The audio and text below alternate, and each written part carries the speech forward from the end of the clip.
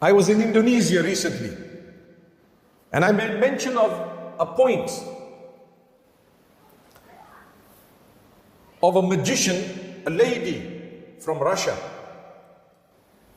In an interview online that is there, she was asked, when you're doing your magic and when you're trying to affect people with all types of magic, are there any people that you find it difficult to actually affect? She says, yes, the Muslims. The practicing Muslims who pray 5 times a day. These are the words of a non-Muslim. Go and check it out, it's there. Why? She explains that when they pray, there is a strength. And there is like a dome around them, you just can't get through. Allahu Akbar, Allahu Akbar. Wallahi, these are non-Muslims telling you. And you think that this Quran we have been blessed with is something minor. It is the most amazing gift that you have, but you don't do qadr of it. You don't appreciate it. Sometimes you have a spouse, a husband or a wife, the best that you could ever have had. But because you don't appreciate them, you lose them. It happens. When you've lost them, you say, oh, you know what? I lost. Too late, too late. Sometimes you have a gift of Allah, a job. You don't appreciate that Allah's blessed you.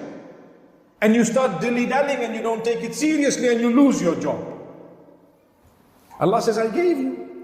You were the one who turned away from me. You were the one who didn't want, who did not appreciate. How many times do you say, لَكَ الْحَمْدُ وَلَكَ الشُّكْرُ يَا وَاجِدُ جَلَّ جَلَالُ? How many times do you say, to you is all praise, O Allah. To you is all thanks, O Allah. How do you expect to heal from your sicknesses, your diseases, your weaknesses, your difficulties, your hardships? And every one of us has all of those. I have difficulties and you do. The level of the difficulty is different, but I have hardship. You have hardship. The level of your hardship and mine is different, and others might be more, others are less. But we have it because Allah says, وَلَنَبْلُوَنَّكُمْ. We will test all of you. You're going to go through challenges. You will have sickness. The level of your sickness differs. Some will die in their sickness. Some of the sicknesses we are told by Nabi sallallahu alaihi wasallam, if you have them, you die with the rank of a martyr. Imagine what type of a sickness that is. You die with the rank of a martyr. Why? Because you were patient. You thanked Allah, oh Allah, you kept me for 60 years with such good health. Now that I'm unwell, the first thing I want to do is to thank you for those 60 years. Don't complain. Ayyub alayhi salam was ashamed to complain to Allah because he tells his wife, Allah kept me healthy for so many years.